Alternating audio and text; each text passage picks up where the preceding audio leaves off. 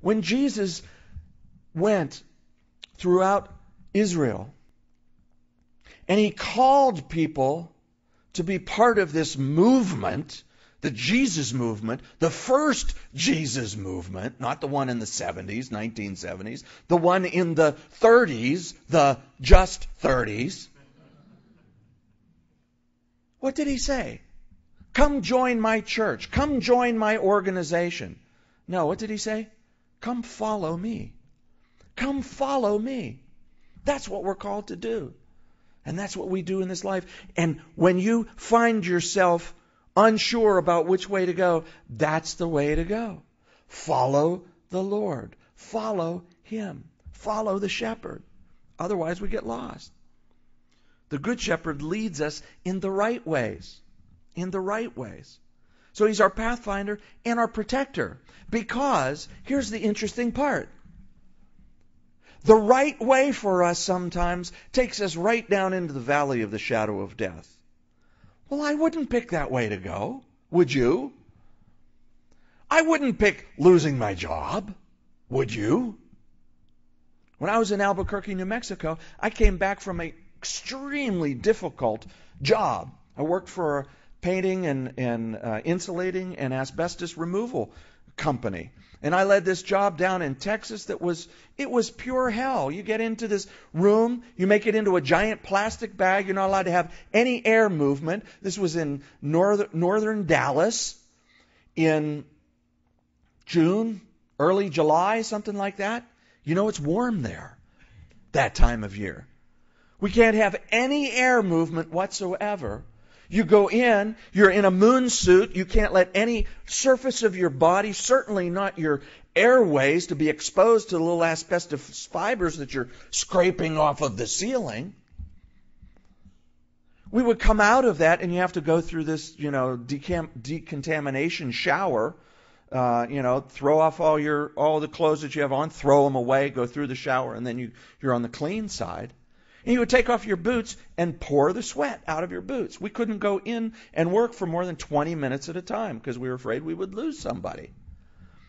And I worked like crazy on this job. And I came back, and my first day back, I walked in expecting, hey, maybe I'll get a little bonus in my check, And the bonus I got was, thank you very much, we won't be needing your services anymore. We want to help you because...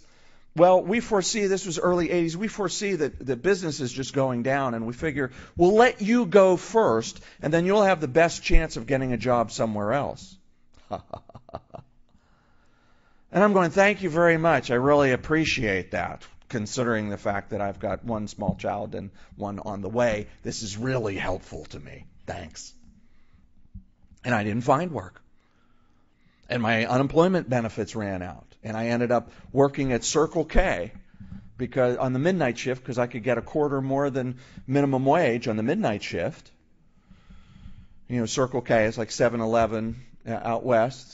The place where the clerk with the Target right here for anybody who wants to come in at 2 o'clock in the morning. That was always the most interesting time there was about between 2:30 and 3 when all the clubs and bars let out, and everybody's kind of, I think I'll go get me a big burrito and a big gulp before I go home.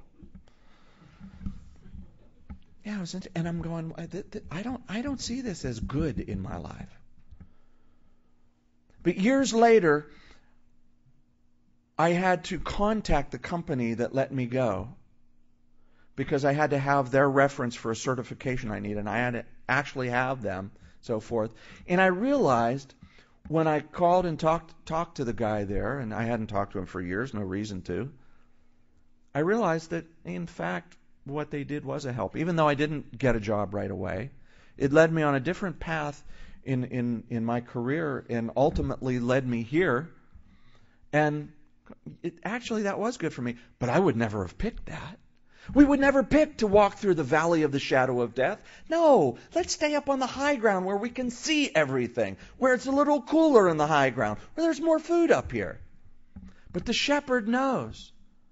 He knows that walking through this valley where you can't see what's going on and all of your predators may have the high ground around you, yet he knows that's the best way to go. And We are comforted in that place because He is with us. He doesn't leave. He leads us.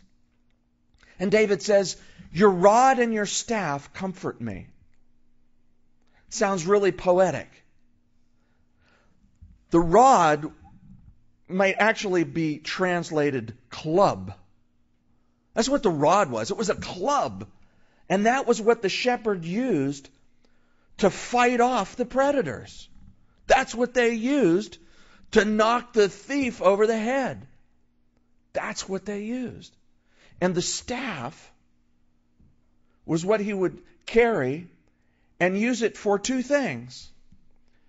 If the sheep were kind of not moving along too fast and stuff, he kind of, come on, get along there. He'd poke them if they needed to be poked. Kind of tap them on the side. No, not over there. Or you've seen the classic shepherd staff, which has the crook at the top, whereby they could actually pull a sheep out of the thicket because they might get into the thorny, thick thickets, and you can't get in there, but you can reach in there with that staff and pull them out. That's a comfort. It's a comfort knowing that as we walk through this world, we need not fear. We need not fear. If you're living in fear right now, you need to know your shepherd's got you covered. He's got a club. He's got a staff. He's going to take care of any enemy who you might encounter, and He's going to keep you from taking the wrong path. And if you start to stray, He'll reach right in there with the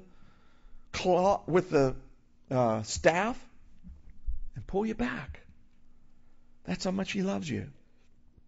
That's how much He loves you. He's our personal shepherd. He's our provider. He's our physician. He's our pathfinder. He's our protector. Then in the last part of the psalm, verse 5, David changes the imagery here because he says, you prepare a table before me, which shepherds don't do for sheep, in the presence of my enemies. And I always kind of wondered about that. Well, why would you do that? Why would you set a table up in the presence of your enemies? And God just kind of opened my eyes to this some years ago. And in the Malin translation, I would translate this, you prepare a feast for me right in front of my enemies. And that's the sense of it. Yeah, we may have enemies around us who desire our destruction. And what God does is, man, He sets up a banquet feast for us right there. Hey, we don't have to go hide somewhere else. I got you covered. I got my club. I got the staff. And not only that, I got a feast here. Let's chow down. Let's have a nice party of food and fellowship and joy. Because when Jesus talks about the fact that He's the good shepherd, He talks in the context of, and I have come that they might have life and have it more abundantly. Not okay, we're trudging through the valley of the shadow of death here, following the shepherd. This is really good. Really like it, just kind of walking along. No, He wants to set up a feast. Doesn't matter whether you're in the valley of the shadow of death. He's got you covered. And He will set up a feast of fellowship, of joy, of strength, of empowering by His Holy Spirit, of joy unspeakable and full of glory, of grace and mercy and truth, right in front of those who would like to destroy you. And you can go, this is really tasty, right in their face.